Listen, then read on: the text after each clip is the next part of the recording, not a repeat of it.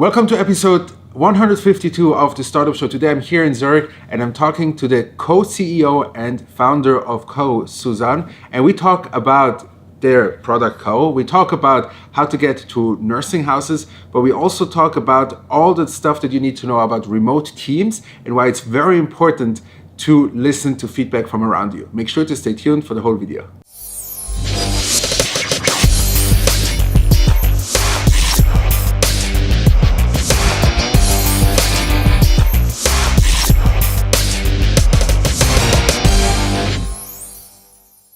Welcome everybody to episode 152 of the Startup Show. Today we are here in Zurich and I'm talking to the co-CEO and founder of Caru. Welcome to the show.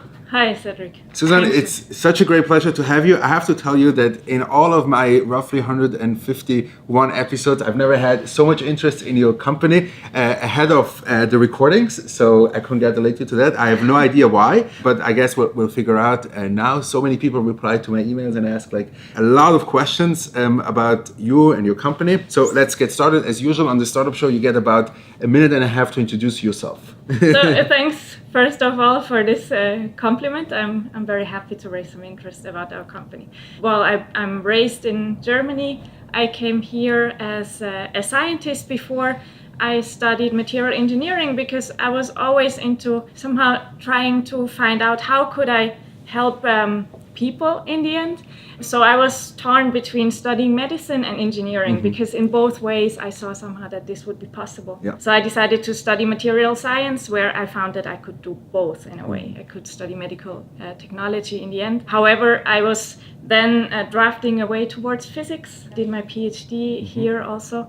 But realized during that also, because I was always active in some student projects and so on, I was actually much more interested in doing something that has a real application in real life. Yes. Not so much basic research at university, which I was doing during the PhD, obviously. Yes. So after that, I came to join a startup called Green Tech, where I was super happy because I was a researcher, used to be in the lab. And after 6 weeks, first I was there in the research department, and then they asked me whether I wanted to do sales.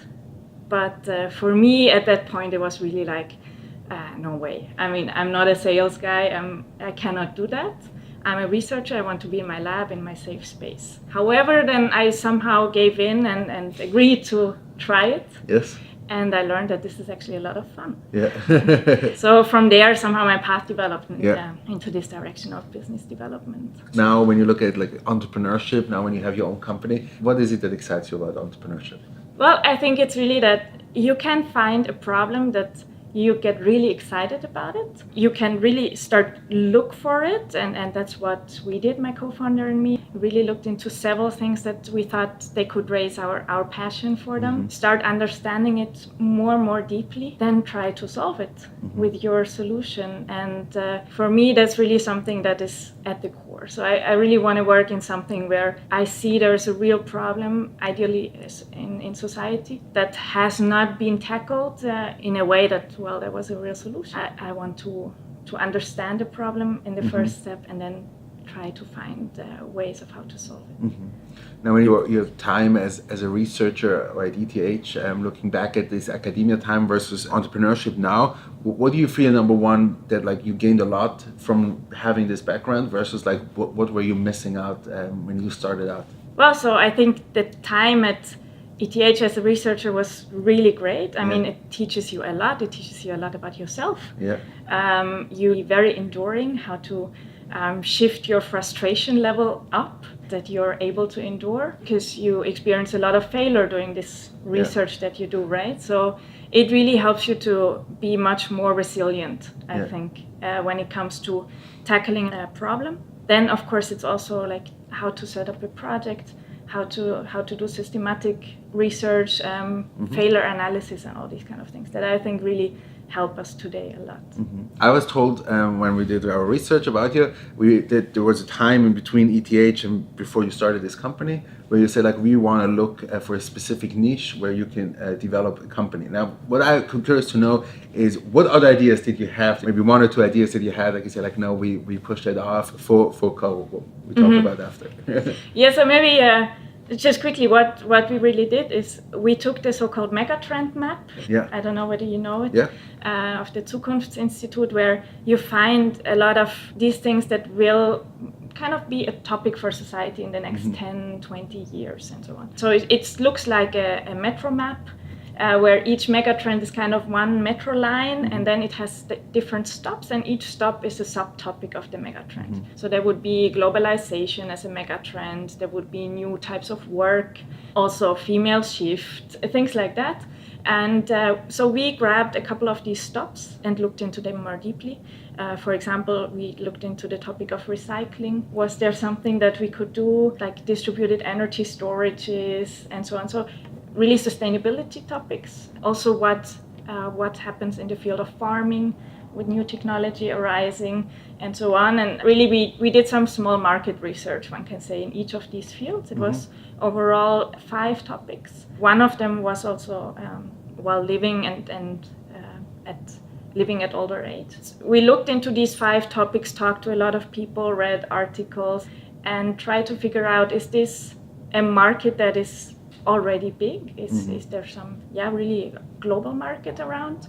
Then is there a need for a solution urgently? And how has it been with the technology development in the last decades? For some of the markets there has been quite some developments, for others not at all. So we really picked those where there has not been done much, because we thought that this is the ones where you can have the most impact. And then also what we looked into is which market is the least sexy.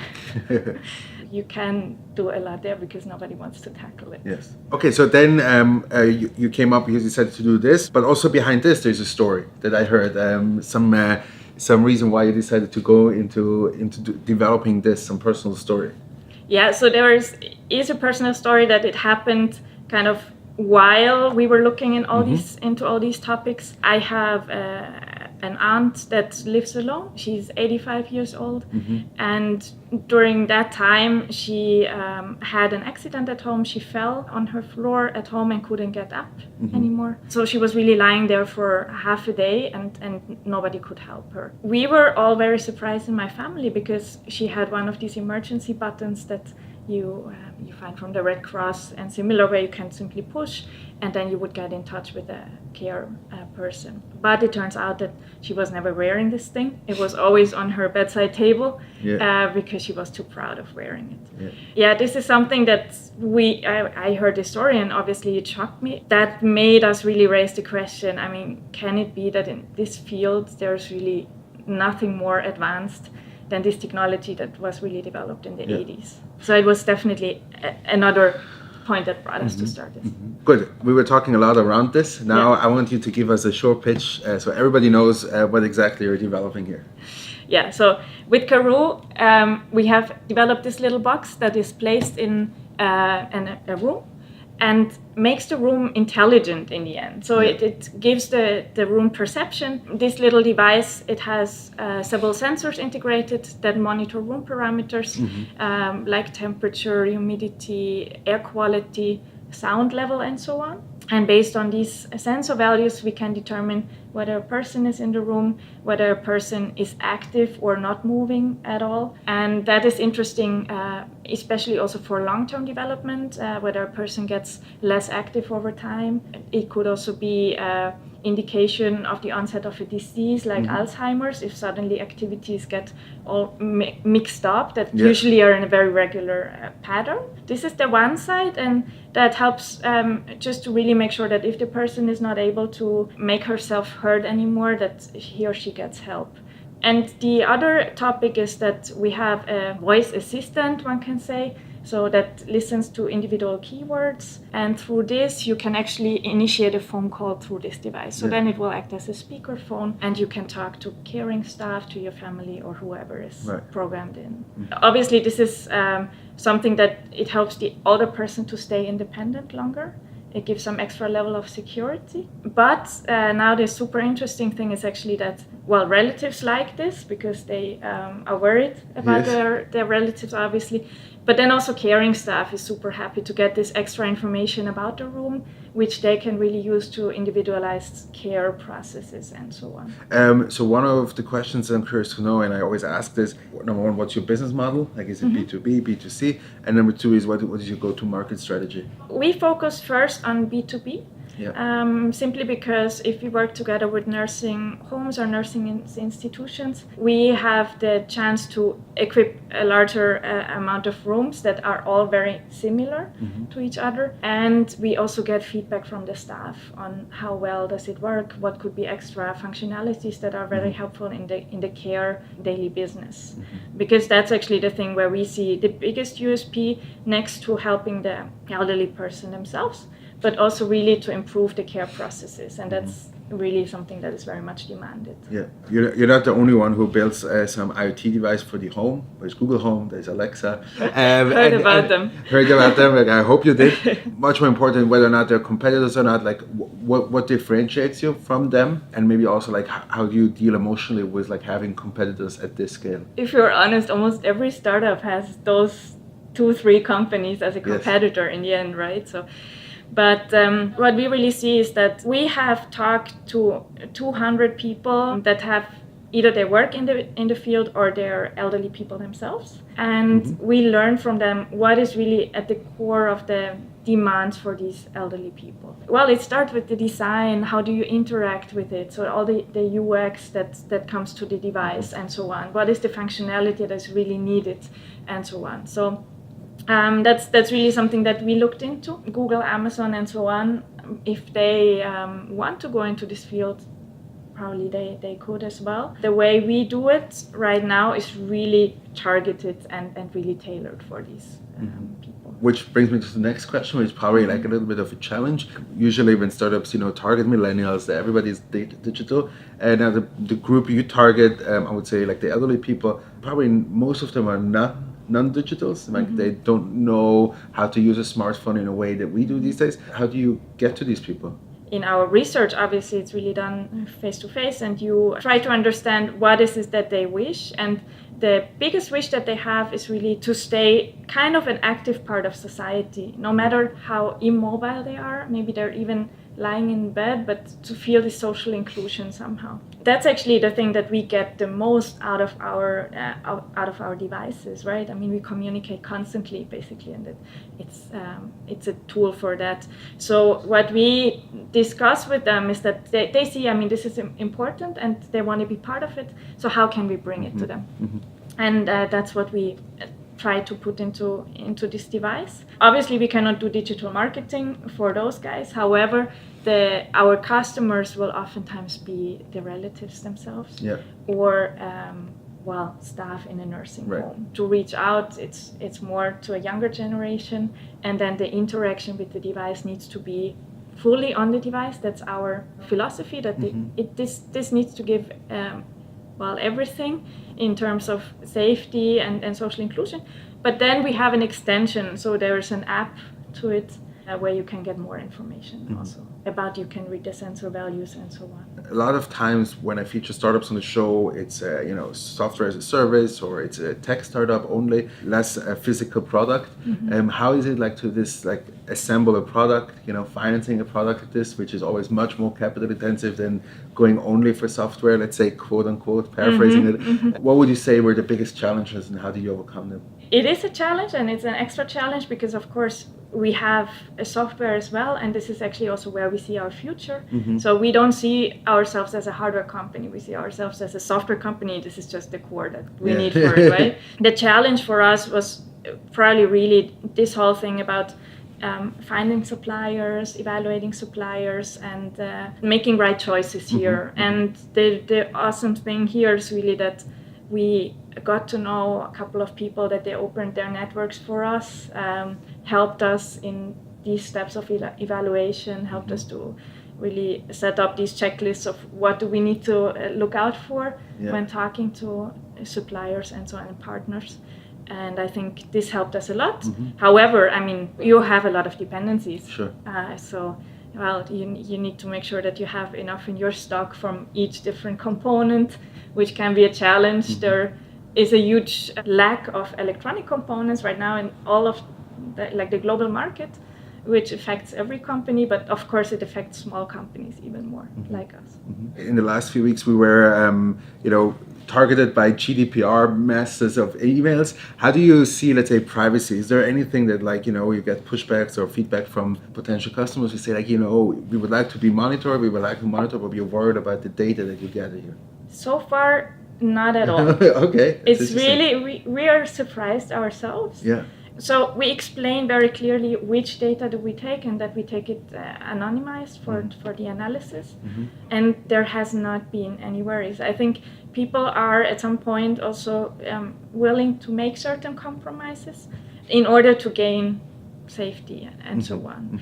What we see is that there are other systems that are more obviously monitoring devices where you have sensors at the wall that kind of look at you, and those are not so popular. That's what we found in a test where we tested this device and also others. As soon as it's kind of wrapped in a nice housing and you don't kind of feel always that someone is looking at you, it seems that this is much less of an issue.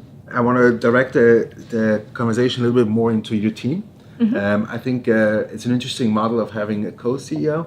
I see some challenges obviously also coming with that, but I would love to hear your insights in how that is going for you. We like to take responsibilities, but we also see kind of the value that another person brings to the team. And we have worked together in the previous company as a strong team, and we valued that a lot. So we said, okay, we can in the end probably give much more to the company if we are a team that is leading the company, where we both have the same amount of responsibility and take this also. We somehow we compensate for each other's maybe weaknesses that each one obviously has, and that's also good, of course. So that's why we decided to do that. We also asked other people that have the same model, what is their experience, the feedback. Of course, it's not for everyone. Yes. But for us, it works really well so far. That's great. The next thing about the team is regarding your software developer, CTO, this direction, where you made first experiences with having a remote team. He was, if I've understood correctly, he was in Nicaragua, and now you decided, because that worked so well, to also expand this into a broader remote team. How is this working out for you? What are the practicalities of having a remote team? We started out like this, and this was really an experiment for us. We were completely open, and also, to be honest, we were a bit in a need of urgently getting someone that would program our software. Yes. So that kind of brought us into this situation. But we realized then that if you set it up correctly, then it's not much of a difference whether the person is in the office or not. Yeah. So we have 8 people working here in the office, and overall we are 15 people working on Caru. What we do is we have weekly meetings where we all come in through telephone conference, in the end video conference. Of course, we have all these chatting tools and so on, and we really sensibilize people to share everyday office things, a joke or whatever, also inside the Slack tool, as if you would have a coffee break and share what you have been doing on the weekend. So this is really important, because otherwise all these chat tools, they're full only with work stuff, and you never have this extra level that you would have with colleagues that are in the same room, right? So this is what we try to really push. Now let's get a little bit more into what you've achieved so far. Where do you stand with the development? That could be totally a prototype for people who don't know. What is the amount of nursing homes that you supply now? And also in investor language you call it traction. So what can you say about that? Yeah, we are at this super exciting point right now, because we will have our launch next week. Yeah. This is not a prototype anymore. This is really the full product. Yes. And this for us is a great achievement, and that's kind of the goal of this year also. However, what we have done before, we have run several pilot projects with nursing home groups that we have equipped with these devices, mainly to test the acceptance of the users, of the elderly people and the staff, because this is super important. And we got very, very positive feedback there. So with the launch now, we will also have the rollout internationally. So we will work together with German institutions and Swiss ones for the starting. This will be our main task for the next year, to really get these devices out. So now when you look into, let's say, 2019, what are, let's say, your goals for that year? Really to get these devices out, to learn again what can we improve in terms of functionalities. We now have implemented 3-4 features that the user can use right away, and we're super excited to go into the next ones that support them even better in daily life. So that's probably one thing on the software development side. First of all, of course, to make the device as robust as possible, and then to go into new functionalities that do better in social inclusion topics, help to do better in process efficiency for nurses, and so on. And what do you look in terms of financing? Do you have any expectations when you want to raise, let's say, your next round? We are already preparing, because this is really it's a hungry baby. It's a hungry baby. So we are raising, and we plan to close in a bit less than a year the Series A. We have just closed the seed round, which helped us to do the industrialization and the first pilot projects. So this is going to be something for next year. For the next part, I want to talk about the industry, because I think there's a few aspects here that are very interesting, and I would like to get your expertise, insights on that. Number one is IoT. Where do you see the IoT market right now? What do you see where it's going in the next few years? And what are your insights? I mean, like you probably made your research and homework about the IoT market. So where do you see it? The interesting thing with the IoT market, I think, is that it still has some trouble to really get fully rolled out, because there are so many standards around. So I think one of the things that would be really helpful if it would be a bit more consolidated into 1, 2, 3 different standards where everybody can just put themselves onto.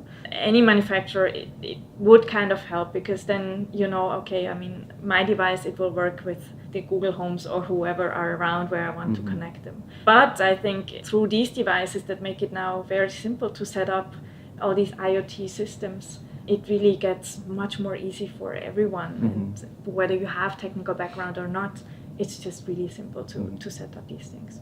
There will be an advance, and where I see probably the biggest potential is in industry, not even in the private home so much, for IoT systems, really to improve processes, get more efficient, and so on, and learn about machine usage or similar things. When you look at like these futurists and evangelists, they always talk about that. What is the next after smartphone? It's always they talk about audio, where we move away from the screens towards, let's say, devices, something like this, where really the audio is the only way to communicate with it. What are your insights there, and what do you see going on in this market? I mean, I just read an article this morning where they say that now 1/4 to 1/3 of the Americans has an Amazon Echo or Google Home at home.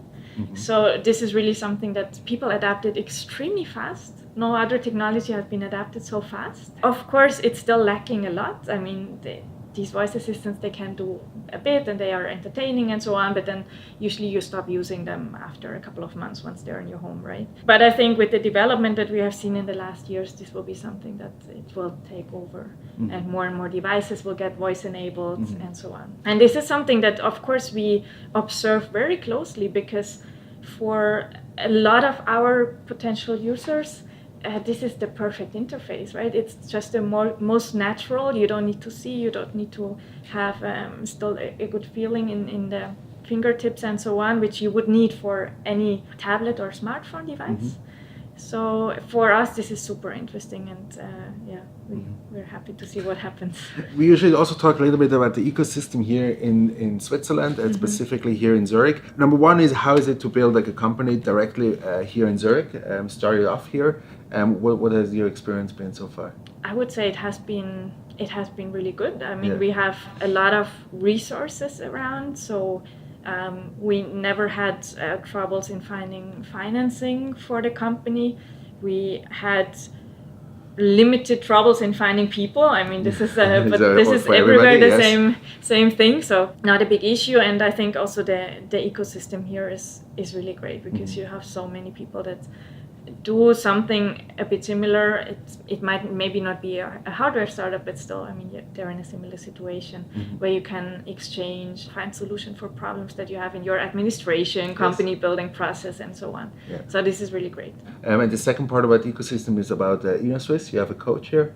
who also contributed to this episode. So how is it, not specifically about him, but how is, let's say, the coaching from industries that you get, and how are they as a supporter of the ecosystem? We started this whole process very early on. Yeah. So where we applied, then it's funny. So we were actually stuck in this pre-screening phase for very long because we had a coach that was very, very strict about letting us further into the next evaluation process. And during that time, we were almost a bit annoyed, like, come on, let us pass this thing. It cannot be so difficult. But in retrospect, I think this was really the best that could have happened to us. Someone that really is super picky about all the numbers that we put up, business model ideas, and so on.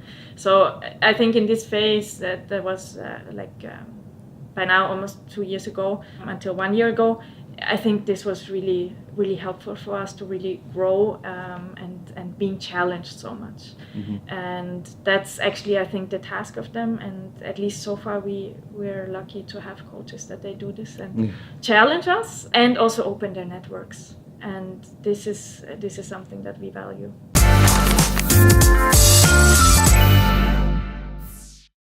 How are you making sure to be a good leader?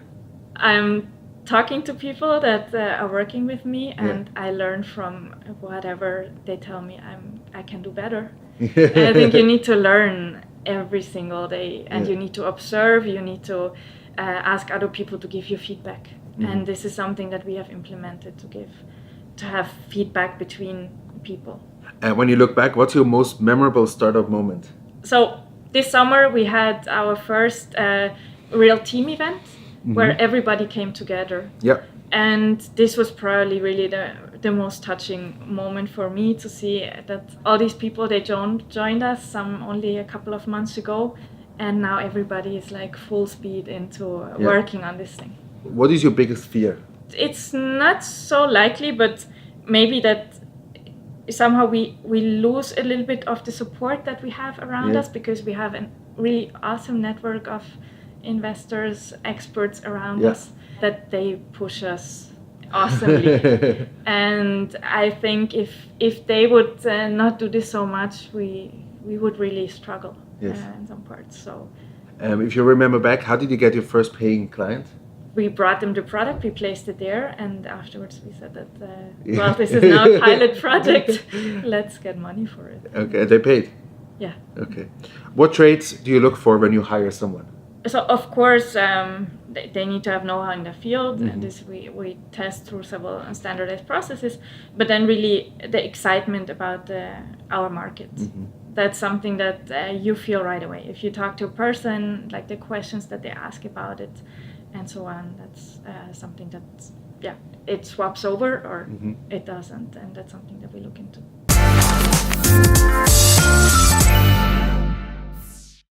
The last part of the show is always where you can leave your legacy, where you can give some advice to my audience, where you feel like where you have the expertise, or about entrepreneurship, or things you wish you knew when you were younger, or things you wish you knew before you started your own company. Something for about 60 seconds. So for me, the most important part when starting this whole thing was to find a partner. Because I think, this is like, I sometimes compare to really having a baby. It's so emotional, and you will have a lot of ups and downs, and it's just awesome if you can share this. Try to find someone that you can handle really failures together. This person might pull you up. You are able to pull this person up when he or she is down.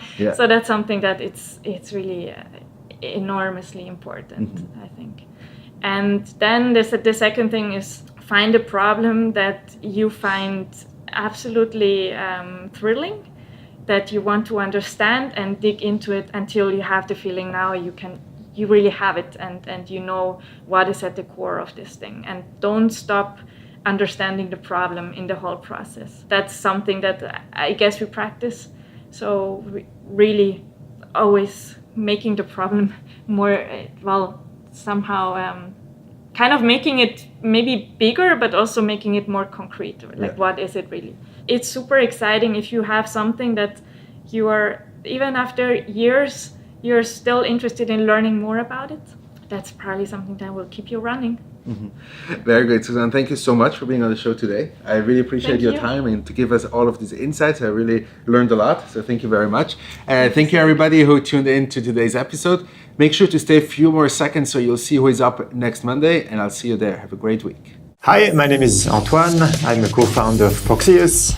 Make sure you tune in next Monday to join the show with Cedric, where I'll tell you about what we do, how we created the WordPress of blockchain, and give you some advice on entrepreneurship.